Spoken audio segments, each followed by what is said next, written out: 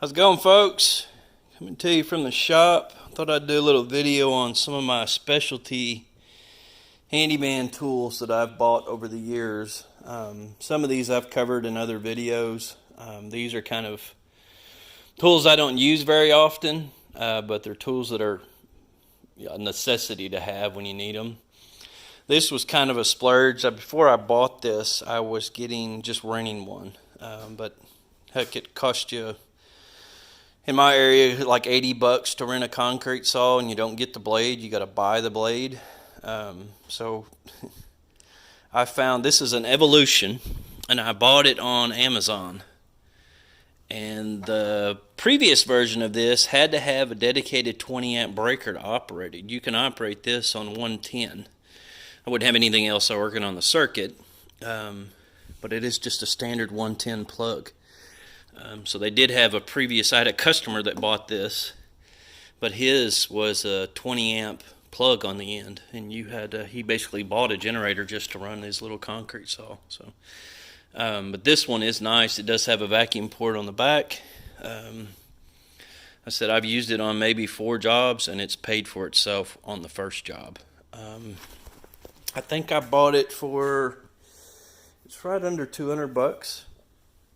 And I even bought another blade for it. So I haven't even went through the first blade. That's the blade that came with the saw. So I got the blade, the saw, and the blade for under $200. So it's more than paid for itself. And it's a dandy little tool. I love it. Let's see what else. I also have this power washer, DeWalt power washer. This did kind of poop out on me this last weekend.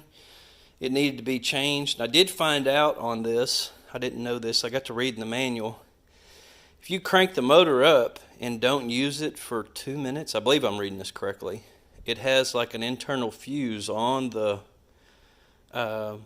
pump itself that will like blow, and there's no way to reset it. So you can't leave it running for more than 2 minutes without actually operating the pressing the trigger and making the pump work.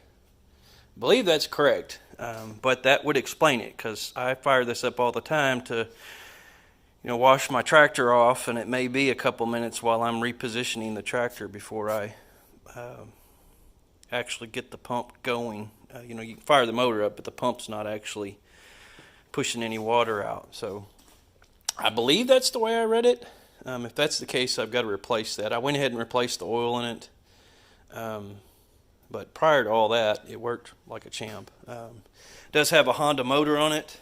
And everything I've bought with Honda has just been awesome. It's a 3400 PSI pressure washer. And it worked great, I should say.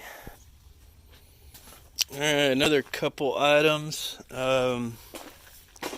So I got wheelbarrows. That's not really a big deal, but this drywall lift is invaluable whenever you are hanging ceilings by yourself. Most of the work I do is by myself, and this tool, it works great on hanging 4x8 sheets of drywall. You can crank it up, sucks it right up to the ceiling, come in and screw it in, and go to town. So works like a champ. That is excellent. Use it quite often. This concrete mixer is a Harbor Freight special. I got it on Amazon, or not Amazon, but Craigslist.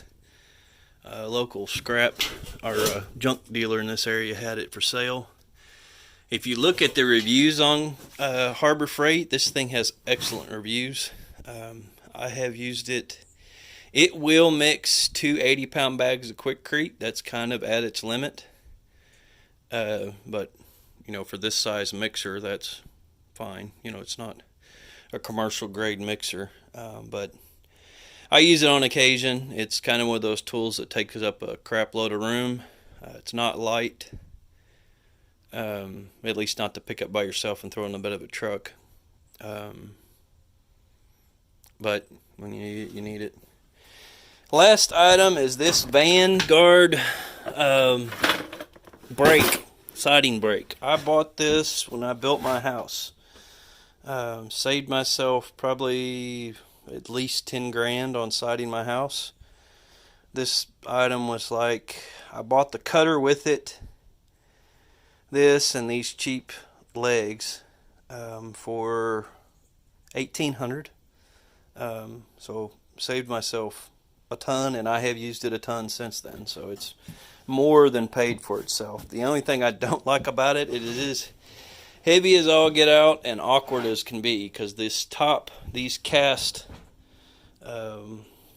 angles here that actually curve, help bend the metal, or hold the brake, this piece, whatever you call it, those are heavy, so it makes it top heavy.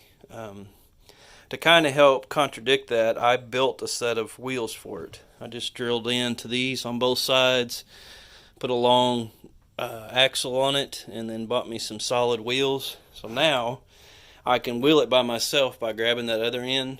The only thing is it's still top heavy, so if you get it on unlevel ground, it's likely to flip on you. But still a whole lot better than me trying to pick it up in the center by myself and throw it in the trailer, or even attempt to throw it in the truck. So it is another item that's worth its weight in gold, but it's also a pain in the butt. Takes up a ton of room. It's just one of those things you have that you need it when you need it, and the rest of the time it's just a pain in the butt you got to work around. So that is the big reason I keep adding on to my shop, is I keep getting stuff that I need, and it's nice because I've all this stuff's already paid for. And I've got it when I need it, but the rest of the time it's just a pain to keep up with.